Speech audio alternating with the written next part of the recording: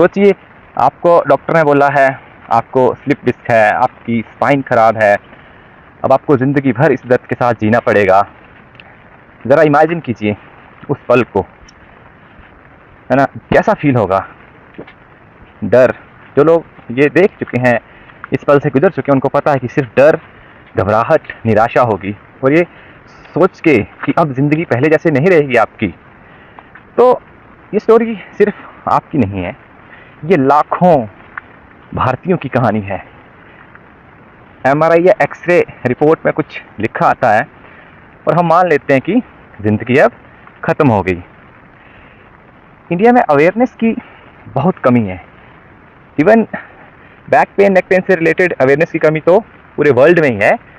ज़्यादातर लोग मानते हैं कि अगर रिपोर्ट में सर्वाइकल स्पॉन्डिलोसिस लिखा आ गया या स्लिप डिस्क लिखा आ गया, बल्जिंग, हर्निएशंस या डीजनरेटिव चेंजेस, तो उनको लगता है ये कोई परमानेंट डैमेज है, अब उनकी ज़िंदगी पहले जैसे नहीं चल सकती।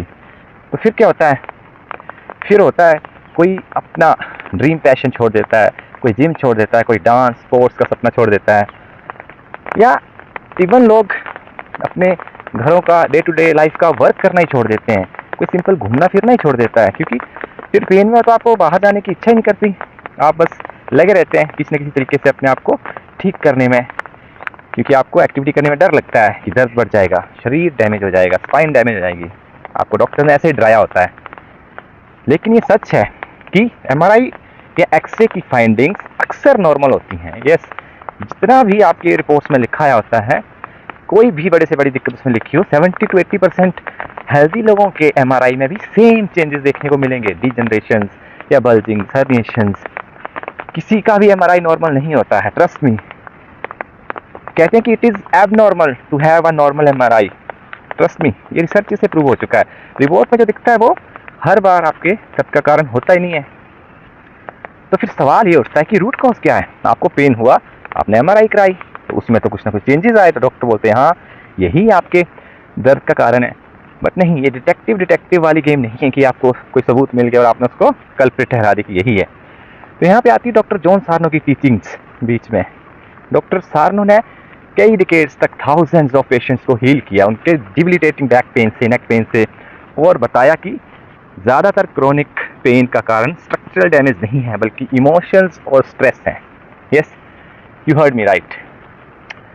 जब हम अपनी फीलिंग्स दबाते हैं, चाहे वो एंगर हो, दुख हो, गिल्ट हो, डर हो किसी चीज़ का, और उन्हें एक्सप्रेस नहीं करते, तो फिर ब्रेन को उस इमोशनल टेंशन को मास्क करने के लिए, उसको ढकने के लिए, उसको लगता है कि ये थ्रेट है आपके लिए, कि ये सब कॉन्शियस में दबे हुए इमोशन ये बाहर ना आ जाएं, तो ब्रेन उनको छुपाने के लिए आपको पेन क्रिएट करके देता है, जिसको हम टेंशन मायोसाइटिस सिंड्रोम या टेंशन मायोन्यूरल सिंड्रोम भी कहते हैं। सोचिए, अगर आपके अंदर गुस्सा है अपनी मदर के लिए, अपने फादर के लिए, अपने ब्रदर सिस्टर, किसी भी के लिए, तो ब्रेन को लगता है कि ये डेंजरस है, ये इमोशन आपके लिए, आप ये एक्सप्रेस नहीं कर सकते। या फिर आपकी पर्सनैलिटी ऐसी कि आप हमेशा लोगों को खुश करने के लिए लगे रहते हैं, अपनी नीड्स को इग्नोर करके, तो ब्रेन को वो भी अच्छा नहीं लगता।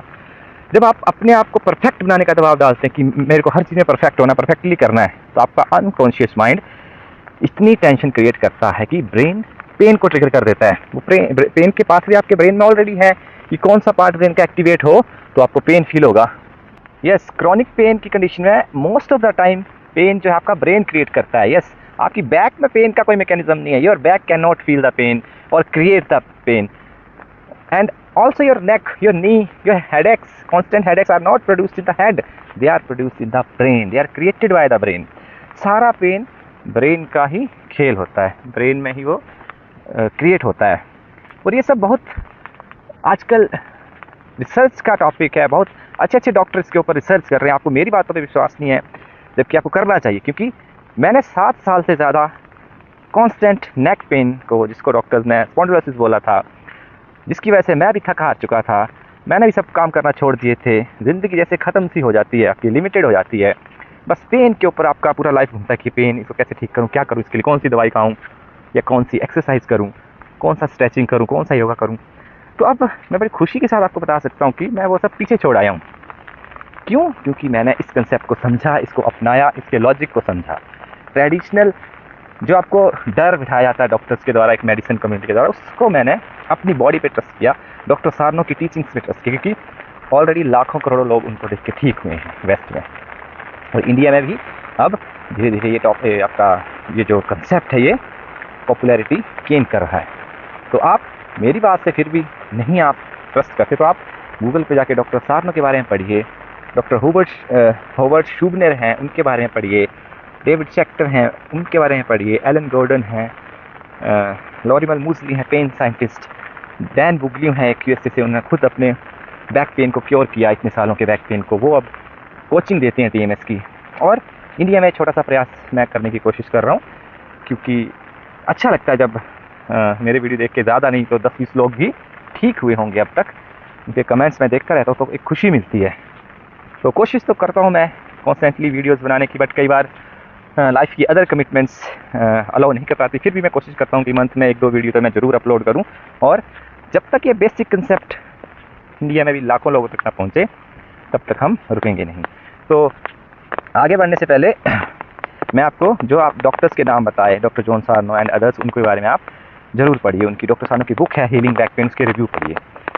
तो होता क्या, जब आपको डॉक्टर डर दिखाते हैं ना, तो इस कि आपको ये हो गया वो हो गया, तो इस डर से आपका पेन एम्पलीफाई होता है, फियर पेन को एम्पलीफाई करता है, ये प्रूवन है, न्यूरोसाइंस कहती है। आपका पैरासिम्पैथेटिक नर्वस सिस्टम जो है, जो हमें रिलैक्स करता है, वो डिस्टर्ब हो जाता है। इसका कारण जो है वो हमेशा स्ट्रक्चर डैमेज, जो आपका स्ट्रक्चरल डैमेज नहीं होता है, असली रूट को इमोशंस होते हैं, रिप्रेस्ड इमोशंस, डिफरेंट इमोशंस हैं, वो आप स्क्रीन पे देख पा रहे होंगे।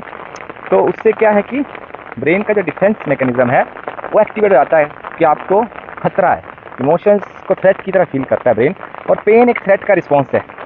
ये न्यूरोसाइंस स्टडी कर चुकी है। आपको कहीं पे भी पेन क्यों होता है, कई बार आपको एंटीसिपेशन में पेन होता है, आपको इंजरी हुई भी नहीं होती है, आपको फिर भी पेन क्रिएट करके रहता है ब्रेन, क्योंकि इस चीज़ से ब्रेन को थ्रेट लगता है। आप एक सिंपल एक्सरसाइज करिए, आप अपने ईयर लोब्स को पकड़िए इधर से, और इनको प्रेस करो और आपको कितना पेन फील होगा। बट कोई डैमेज तो हुआ नहीं आपकी ईयर में, जैसे आपने ईयर छोड़ा ना वो कटा ना वो डैमेज हुआ। तो ऐसा क्यों है, ब्रेन ने पहले पेन क्रिएट कर दी कि आप रुक जाओ, इस चीज़ में थ्रेट है, या आप हॉट स्टॉप को टच करते हो तो ब्रेन पेन क्यों क्रिएट करता है, आपको क्यों चलन महसूस होती है कि आप पूरा हार्ट डैमेज ना कर लो। तो ये आप इस मैकेनिज्म को समझेंगे तो एक बहुत शॉकिंग डिस्कवरी हुई न्यूरोसाइंस में कि brain can not differentiate between physical pain और इमोशनल पेन, क्योंकि पेन का सेंटर एक है ब्रेन में, चाहे आपकी हड्डी टूटने का दर्द हो या चाहे आपको इमोशन से दर्द हो, इमोशनल टर्मोइल से, स्ट्रेस, एंजाइटी, डिप्रेशन, व्हाटएवर, उस सब से ब्रेन का कॉमन रीजन जो है वो एक्टिवेट होता है, इल्यूमिनेट होता है जब उनको स्कैन किया जाता है। तो इससे क्या प्रूव हुआ कि 99% जो क्रॉनिक पेन के केसेस हैं, क्रॉनिक पेन का मतलब जो 6 महीने 9 महीने से ज़्यादा हो गया, कई सालों तक परसिस्ट कर रहे हैं, उनके पीछे फिजिकल किसी इंजरी का कोई हाथ नहीं है। इवन आपको कभी एक्चुअली में कोई फिजिकल इंजरी हुई भी होगी तो वो भी लॉन्ग बैक हील होगी, बॉडी सब कुछ हील कर लेती है। बट अब वो पेन पैथवे स्टक हो गए हैं आपके ब्रेन में। अब आपको लगता है, आपने सुना है कि पुराने दर्द जाते नहीं, वो बिलीफ आपने फीड किए हैं, आप डरते हो कोई एक्टिविटी करने से, क्योंकि आपको लगता है मेरे को चोट लगी थी, मैंने ये नहीं करना है, मैंने बैंड नहीं करना है, झुकना नहीं है। तो जैसे आप कोई वो एक्टिविटी कर लेते हो गलती से, तो आपके ब्रेन में पहले से बिलीफ था कि bending is dangerous, lifting is dangerous. तो क्या होता है कि वो आपको ब्रेन प्रिडिक्शन में ही पेन क्रिएट कर देता है कि इस एक्टिविटी में डेंजर है, आपको पेन क्रिएट करके देनी है, आपको और बिलीव हो जाता है कि हाँ मैं सच सोच रहा था, इस एक्टिविटी में सच में दर्द होता है। तो वो एक लूप बन जाता है क्रॉनिक, जो अटक जाता है, तो फंस जाता है सिग्नल, फिर वो आप हमेशा पेन में रहते हो। जब तक आप इसके पूरे मैकेनिज्म को समझेंगे नहीं, आप इससे बाहर नहीं आ पाएंगे। और इसको बोला गया प्रिडिक्टिव कोडिंग आपके ब्रेन की, कि वो प्रिडिक्शन में दर्द क्रिएट करके दे रहा है, इंजरी की प्रिडिक्शन में या किसी डेंजर के प्रिडिक्शन में। दूसरी बात, जो फाइट और फ्लाइट मोड की मैं बात कर रहा हूँ, कि उससे हमारा nervous system out of balance हो जाता है, तो हमारी हीलिंग हो ही नहीं पाती, हम कॉन्स्टेंटली पेन में, स्ट्रेस में, सफरिंग में रहते हैं। तो इसका भी एक बड़ा अच्छा एग्जाम्पल है। पुराने टाइम में हमें फाइट और फ्लाइट मोड का काम क्या था, कि पुराने टाइम जब हम जंगलों में रहते थे, इवॉल्व नहीं हुए थे इतने, तो कोई जानवर आ गया सामने, हमें उससे मुकाबला करना है, भागना है, तो ब्रेन 2 ऑप्शन देता था, या फाइट करो या भाग जाओ। दोनों में एनर्जी चाहिए, हार्ट बीट बढ़नी चाहिए थी, मसल कॉन्ट्रैक्ट होने चाहिए, स्टिफ होने चाहिए, तभी आप भाग पाएंगे। और बाकी सारे सिस्टम्स शट डाउन हो जाते हैं उस टाइम, आपका डाइजेशन या फिर किसी अनवांटेड जगह को ब्लड सप्लाई, इम्यूनिटी सुप्रेस हो जाती है उस टाइम, है ना। तो अब क्या है, क्योंकि उस टाइम प्रायोरिटी है जान बचाना। तो पहले क्या होता था कि जब वो थ्रेड चला जाता था तो बॉडी नॉर्मल स्टेट में वापस आ जाती थी। बट अब क्या है, अब हम शहरों में आ गए, सिविलाइज्ड हो गए, बट हमारा ब्रेन का मैकेनिज्म वही है। अब टाइगर एक्चुअल टाइगर नहीं है जो जंगल में हमें मिलता था, अब हमारे आसपास टाइगर ही टाइगर हैं। वो टाइगर बहुत अलग अलग फॉर्म में आ सकते हैं। आपका बॉस हो सकता है वो टाइगर, जिससे आप इरिटेट होते हैं, जिसको आप पसंद नहीं करते। वो आपके घर में कोई हो सकता है, आपकी सोसाइटी में हो सकता है, कोई पड़ोसी हो सकता है कोई। और कई बार ऐसा होता है कि आप बचपन में बुली हुई हो, वो फाइट और फ्लाइट अभी भी स्टक है आपके सिस्टम में। आपका स्पाउस एक टाइगर हो सकता है, आपके बच्चे, आपके पेरेंट, कुछ भी। ब्रेन इरेशनल होता है जो हमारा सबकॉन्शियस है, वो ये नहीं समझता। आप मान लो आपके माता पिता बूढ़े हैं, पेरेंट्स आपके ओल्ड एज के हैं, आपको उनकी सेवा करनी पड़ती है, विच इज़ एब्सोल्युटली फाइन, और आप दिल से कर भी रहे होते हैं। बट आप कई बार थक जाते हैं, थक हार जाते हैं, आप परेशान हो जाते हैं, अपने लिए टाइम नहीं निकाल पाते, तो वो सबकॉन्शियस ब्रेन रेबल होता है। वो उस टाइम सोचता है नहीं मैं इतना क्यों कर रहा हूँ, मैं अपनी टाइम तो नहीं दे पा रहा। बट कॉन्शियस में आप वो विचार आने नहीं दे सकते अपने, क्योंकि आप फिर एक अच्छे बेटे कैसे कहलाएंगे। तो ये जो कन्फ्लिक्ट होता है हमारे ब्रेन्स का, कॉन्शियस सबकॉन्शियस, तो उससे कन्फ्लिक्ट से ये सब क्रिएट होता है, ये सारा फाइट और फ्लाइट मोड, ये इमोशनल डिस्टर्बेंस, और फिर ये जन्म देता है TMS, टेंशन माइसाइटिस सिंड्रोम को, जिससे बहुत सारे सिम्टम्स बॉडी में क्रिएट होते हैं। वो मोस्टली स्पाइन में होते हैं, बैक पेन, नेक पेन, क्योंकि ब्रेन को हमें उल्लू बनाना ईजी होता है। बैक पेन हुआ तो स्कैन करोगे तो कुछ ना कुछ आएगा, और डॉक्टर उसको कल्प्रिट ठहराते हैं कि ये स्लिप डिस्क से आपका पेन है। लोगों को माइग्रेन्स होती हैं, किसी का digestion he out of balance हो जाता है, IBS हो जाता है, किसी को नमनेस होती है, किसी को टिनिस होता है, किसी को नी में पेन, किसी को शोल्डर में पेन। मैं समझ नहीं आता है क्यों हो रहा है, किसी को एलर्जीज हो जाती हैं। सब कुछ ट्रीटमेंट लेने के बाद भी आप ठीक नहीं होते हो, मतलब वो फिजिकल है ही नहीं, उसका रूट कॉज फिजिकल होता ही नहीं, तो वो ठीक कैसे होगा दवाइयों से। रूट कॉज है इमोशनल। तो जब तक हम उन इमोशंस को एड्रेस नहीं करेंगे, जब तक हम TMS के बारे में पढ़ेंगे नहीं, जानेंगे नहीं, अपने आप अपने थॉट प्रोसेस को चेंज नहीं करेंगे, अपनी बॉडी की हीलिंग एबिलिटीज़ में भरोसा नहीं रखेंगे, तब तक हम कैसे ठीक होंगे। तो मैं आपसे यही गुजारिश करूँगा कि जितना इस कंसेप्ट के बारे में आप पढ़ सकते हैं, जान सकते हैं, वो जानिए।